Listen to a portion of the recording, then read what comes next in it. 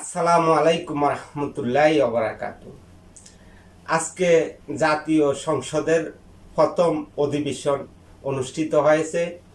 এই অধিবেশনে মহামান্য রাষ্ট্রপতি আজকে চুপ্প ভাষণ দেওয়ার কথা ছিল। সেই অনুসারে আজকে মহামান্য রাষ্ট্রপতি ভাষণ দিয়েছে জাতীয় সংসদে। এই জাতীয় সংসদ থেকে মহামান্য রাষ্ট্রপতি চুপ্প ভাষণ দেওয়ার সময় জামাতে ইসলামের যে সংসদ সদস্য ছিল, এনসিপির সংসদ সদস্যরা ছিল, সবাই ওয়াক আউট করে বের হয়ে চলে এসেছে।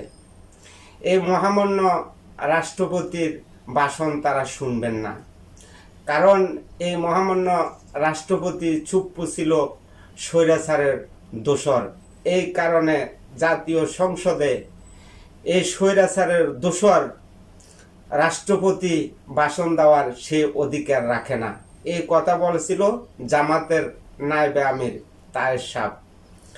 আমি বাংলাদেশের জনগণের কাছে প্রশ্ন রাখতে চাই, যদি মহামান্য রাষ্ট্রপতি স্বৈরাচারের দোসর হওয়ার কারণে জাতীয় সংসদে ভাষণ দেওয়ার অধিকার রাখে না, তাহলে জামাতে ইসলামী যে 1971 সালে মুক্তিগামী মানুষের উপরে গণহত্যা চালিয়েছিল, বাংলাদেশ বিরোধিতা করেছিল, স্বাধীনতা বিরোধিতা করেছিল, তারা আজকে জাতীয় সংসদে যাওয়ার সে অধিকার রাখে কিনা, এই প্রশ্ন আমার বাংলাদেশের জনগণের কাছে।